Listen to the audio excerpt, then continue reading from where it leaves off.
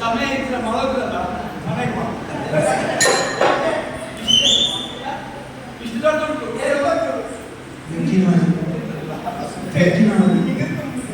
ನಾನು ಇಷ್ಟು ದೊಡ್ಡದು ಅಂತ ಹೇಳುವಾಗ ಪುರಾಣ ಶಾಸ್ತ್ರ ನನ್ನ ದೊಡ್ಡ ದೌರ್ಬಲ್ಯ ಅಂತೆ ಪುಸ್ತಕ ನೋಡಿದ್ರೆ ನಿಂತೇವೆ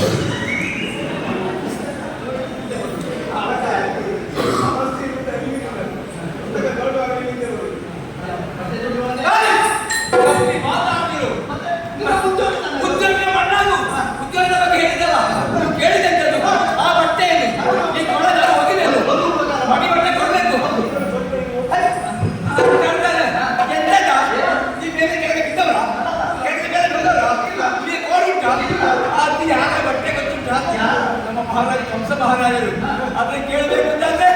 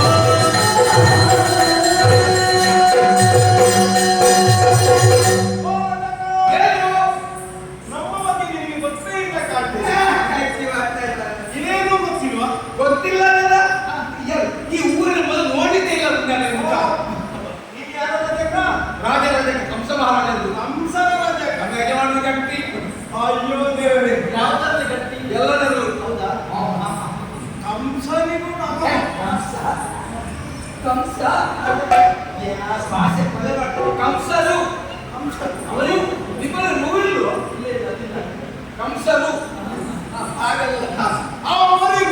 ನಮಗೂ ಎಷ್ಟು ಹತ್ತಿರದ ಸಂಬಂಧ ಉಂಟು ಗೊತ್ತುಂಟು ನಿನಗೆ? ಯಾವ ವಾದಗಾನ ಸಂಬಂಧ?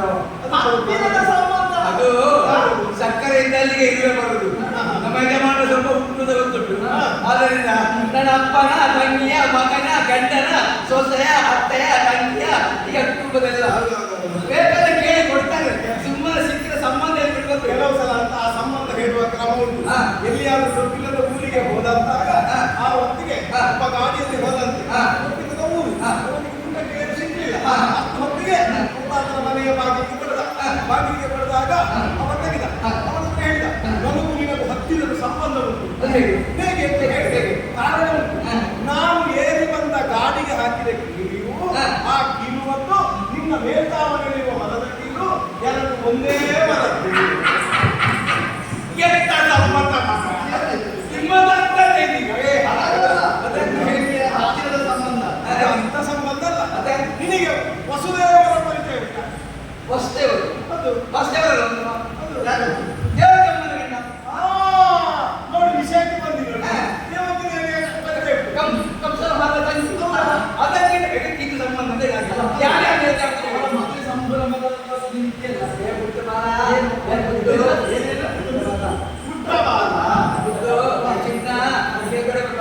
ಅವರ ಮದುವೆಗೆ ಬೇಕೇ ನನಗೆ ಅದು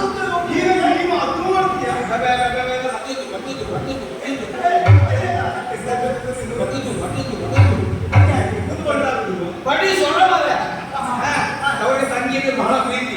ತಂಗಿಯನ್ನು ತಲೆ ಹೊತ್ಕೊಂಡು ತಿಂದು ನಮ್ಮ ದೊಡ್ಡ ಯಜಮಾನರು ಅದು ಸಮಸ್ಯೆ ಬಂದು ಉಂಟಾಯಿತು. ಹೆಚ್ಚು ಪ್ರೀತಿಯ ಸಾಕಬಾರದು ಹೇಳಿದ್ದಕ್ಕೆ ನಮ್ಮ ಯಜಮಾನರ ತಂಗಿಯ ಮದುವೆ ಹೊಡೆಗೆ ಗೊತ್ತವರು ತಪ್ಪಣ್ಣಲ್ಲಿ ಬರುವ ಏನಾಯ್ತು ಈಗ ಅವಸರದಲ್ಲಿ ಯಾಕೆ ಹೇಳಿ ನಮಗೆ ಏನು ಅವಸರ ಇಲ್ಲ, ಮುಗಿಸ್ಲೇಬೇಕು ಏನಿಲ್ಲ. ಹಾಗೆ ಮಾತಾಡುವ ಆರಂಭ ಮಾಡೋದಕ್ಕೆ ತುಂಬ ಬಂದಿದ್ದಾರೆ, ಅದನ್ನು ಕೊನೆಗೊಳಿಸಬೇಕಂದ್ರೆ ನಾವು ಇಬ್ಬರು ಬೇಕಾಗ್ತದೆ. ಹಾಗಾಗಿ ನಮ್ಮ ಸಮಯ ಆಗುತ್ತೆ. ದಪ್ಪಣ ದಪ್ಪಣ ಅಲ್ಲ, ತಿಪ್ಪಣ ತಿಪ್ಪಣ ಹುಡುಕಲು ಬರುವಾಗ ರಕ್ತ ಹೊಡಿಲಿಕ್ಕೆ ತುಂಬಾ ಯಜಮಾನ್ರೆ ಸಾರಥಿ ಇಲ್ಲದಲ್ಲ, ಸಾರಥಿ ಇಲ್ಲದಲ್ಲ ಯಜಮಾನಿಯ ತಂಗಿಯ ಮೇಲೆ ಅಷ್ಟು ಪ್ರೀತಿ ಗೌರವ ಈಗ ಹೊಡ್ಕೊಂಡು ಬರ್ತಿದ್ರು ಹೇಳಿ ಮೇಲಿಂದ ಒಂದು ಸೋರ ಕೇಳಿದ್ರು ಆಕಾಶವಾಣಿ. ಏನು ಹೇಳಿದೆ ಆಕಾಶವಾಣಿ?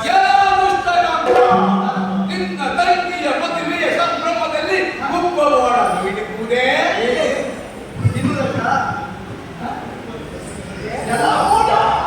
ಮೂಟ ನಿನ್ನ ತಂಗಿ ಹೊಟ್ಟೆಯಲ್ಲಿ ಉಂಟು ಅಂತ ಎಂಟಾಣೆಯ ಮಗುವಿನ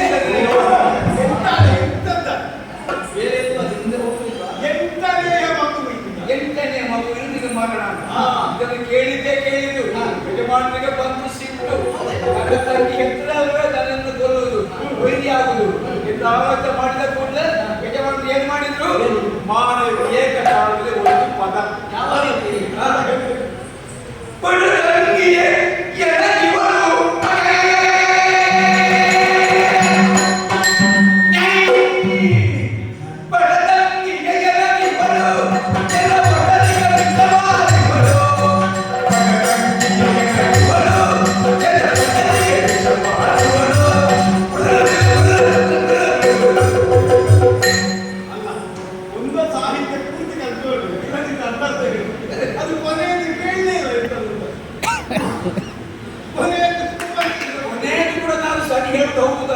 ನಾನು ಇಲ್ಲಿ ನಿಂತಿದ್ದೇನೆ ಅಲ್ಲಿಗೆ ಹೋಗಿ ಮೊದಲೇ ಇದಕ್ಕೆ ಜನ ಕಡಿಮೆ ಉಂಟು, ಇನ್ನಿರುವುದು ನಿನ್ನ ತಲೆಯ ಅದನ್ನು ಚುಟ್ಟು ಬಂದವರಿಗೆ ಅವರ ಕುರುಬನ್ನು ಹಿಡಿದು ತುರುಬನ್ನು ಹಿಡಿದು ಕೊಲ್ಲಕ್ಕೆ ಬೇಕಾಗಿ ಮನ ಮಾಡುವಾಗ ಅವರ ಗಂಡ ವಾಸ್ತವನಾಗಿದ್ದಾರೆ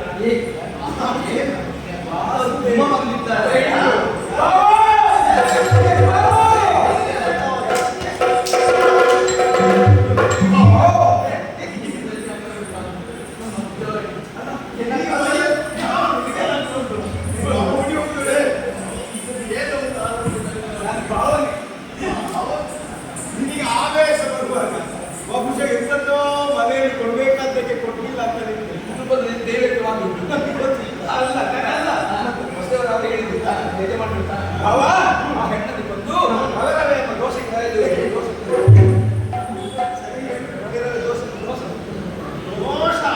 ಹೆಣ್ಣನ್ನು ಕೊಲ್ಲಬೇಡ, ಮಗುವಿನಿಂದ ನಿನಗೆ ಮರಣ. ನಿನ್ನ ತಂಗಿ ಎಂತ ಎಲ್ಲ ಮಕ್ಕಳನ್ನು ನಾನು ತಂದು ನಿಮಗೆ ಕೊಡುವೆ ಅಂತ ಹೇಳಿದ ಹೌದಾ?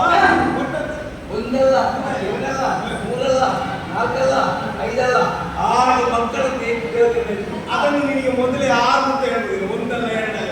ನಾನು ಉತ್ತರ ಮಾತಾಡ್ತೇನೆ. ಈಗ ಆದದ್ದೇ ಹೆಚ್ಚಾಗಿದೆ ಪುಣ್ಯ. ಆ ಮಕ್ಕಳು ಅಂಗಳದ ಆಡ್ತಾ ಇದ್ರು. ಆಗ ಯಜಮಾನಿರ್ತಾರಲ್ಲ ಲೆಕ್ಕದಲ್ಲಿ ಬಹಳ ಇದೆ. ಕೊಟ್ಟವರಿಗೆ ಕೊಡದವರಿಗೆ ತಲೆ ಪುಣ್ಯಾತ್ಮ ಈ ಸಲವು ಏನು ಹೆಚ್ಚು ಮಾಡಿಲ್ಲ, ಹೇಳುದು ಮಾತ್ರ. ಅದು ಏನಾಯ್ತು ಲೆಕ್ಕ ಪಾಠ ಸರಿ ಮಾಡಿದ್ಯಾರು ನಾದರು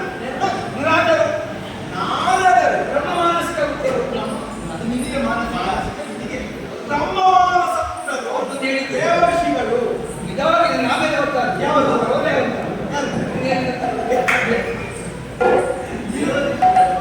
ಋಷಿಗಳು ಅದೇ ಅವ್ರು ಹೇಳಿದ್ರು ಈ ಮಕ್ಕಳು 6 ಮಕ್ಕಳು ಇದ್ದಾರಲ್ಲ 6 ಮಕ್ಕಳ ವೈರಿ ಯಾಕೆ ಬರುತ್ತದೆ ಲೆಕ್ಕ ಮಾಡಿದ್ರು 6 7 1 8 1 7 8 6 2 8 2 6 8 5 3 8 3 8 4 4 8 ನಾನು ಹೇಳಿದ್ದು ಲೆಕ್ಕ ಪಾಠ ಮಾಡಿ ಯಾಕೆ ಆ ಮಕ್ಕಳಲ್ಲಿ ನಿನ್ನ ವೈರಿ ಇದ್ದಾರೆ 6 ಮಕ್ಕಳು ಕೊಲ್ಲಬೇಕು 6ಕ್ಕೆ 1 ಸೇರಿದರೂ 7 ಆಗ್ತದೆ, 7ಕ್ಕೆ ಹಾಗೆ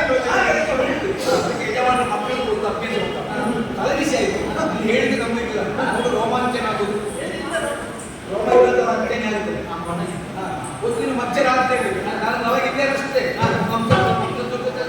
ಅಯ್ಯೋ, ನಿಮ್ಮ ಮನೆಯಲ್ಲಿ ಇವಾಗ ಕಲ್ಲು ಬಂದೆ ಮೇಲೆ ಕೂತ್ಕೊಳ್ಳು. ಇವರ ಮನೆಯಲ್ಲಿ ಹಂಸದೂಲಿಕಾದ ಅಲ್ಪ ಅಲ್ಲ. ಇಟ್ಟು ಅದು ಯಜಮಾನರು ಹಣಕ್ಕೆ ಕೊಟ್ಟದ್ದು. ಅದು ಹೋಳಿತು ನನ್ನ ಬೆಲೆ ಮಾಡೋದು. ಸರಿ ಉಂಟಲ್ಲ ಈಗ. ತೊಂದ್ರೆ ಇಲ್ಲ.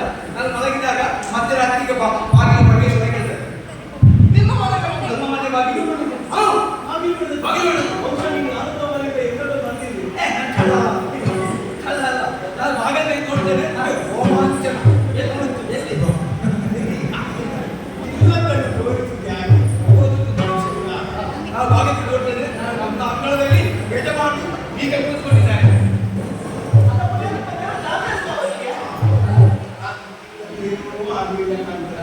ಅವರ ಮನೆಯಲ್ಲಿ ಗೊತ್ತಾಗಲಿಲ್ಲ. ಅವರ ಮನೆಯಲ್ಲಿ ವ್ಯವಸ್ಥೆ ಎಂತದ್ದು ಕೇಳಿದೆ?